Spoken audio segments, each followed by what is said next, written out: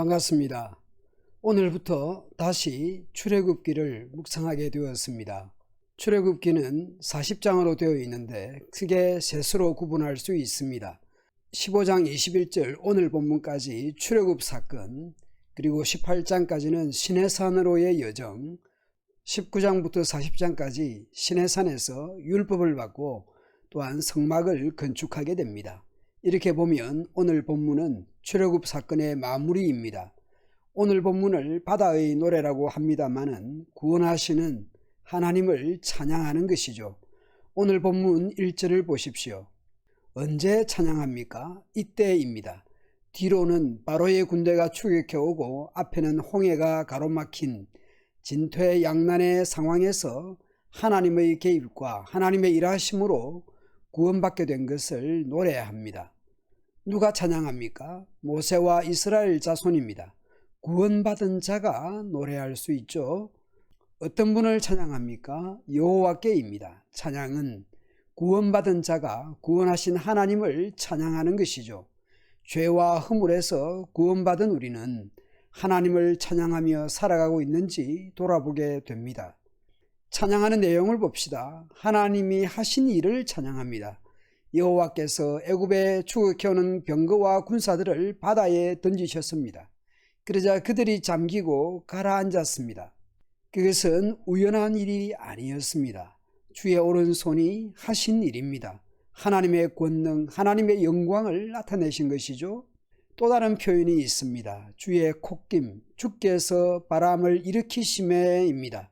자연스러운 바람이 불어온 것이 아닙니다. 하나님께서 일으키신 바람입니다.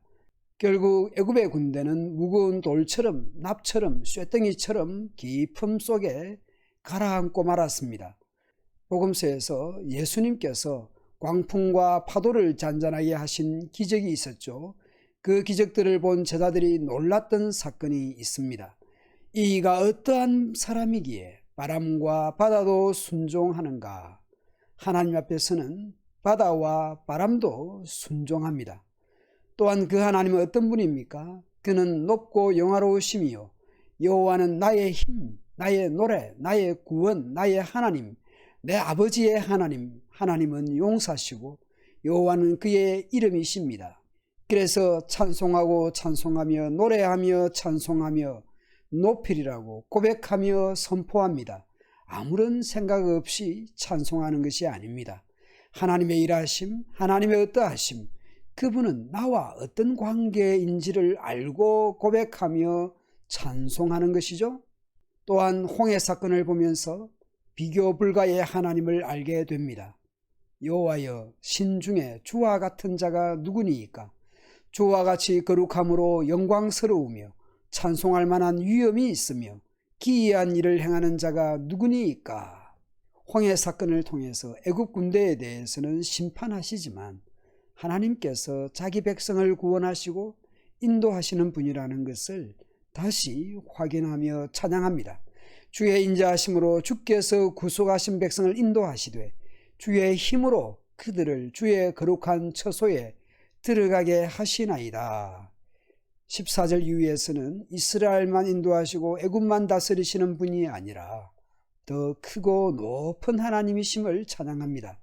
앞으로도 하나님의 인도와 하나님의 통치를 확신하며 찬양합니다. 주변국들이 입을 함부로 놀리지 못하는 사건이 되었습니다.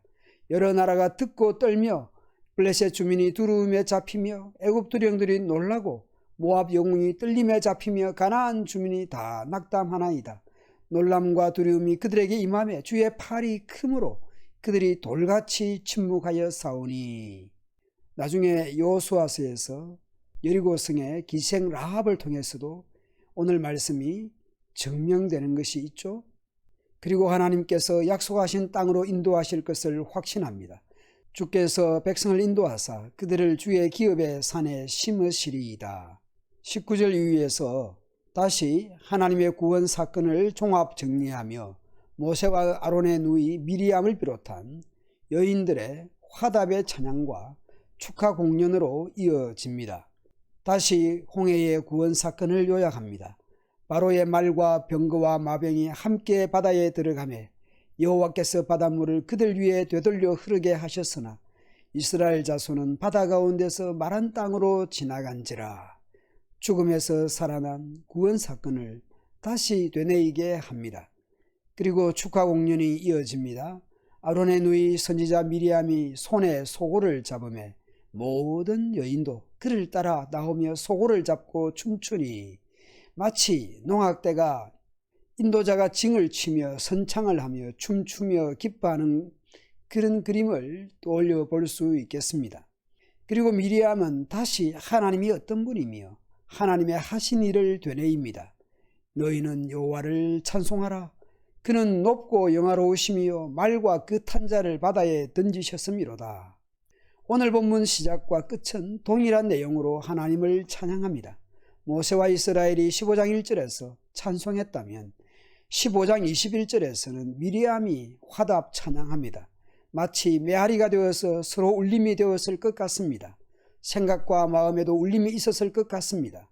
하나님의 구원 사건을 목도하며 경험하며 함께 찬송하는 아름다운 공동체입니다. 우리에게 있어서 하나님은 어떤 분입니까?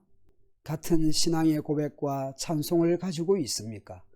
구원받은 자리에서 함께 하나님을 찬송하고 높이며 나아가는 예배의 자리가 되면 좋겠습니다. 함께 구원받은 백성으로 서로 화답하며 찬송하면 좋겠습니다. 하나님의 구원 사건이 찬송의 이유가 되고 삶의 현장에서도 울림이 되면 좋겠습니다. 어느 복음송의 노랫말처럼 그의 피로 우린 구원받았네.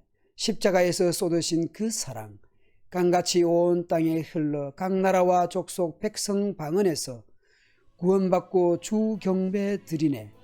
구원하심이 보좌에 앉으신 우리의 하나님과 어린 양께 있도다. 오늘도 이 찬송을 부르며 살아가도록 합시다.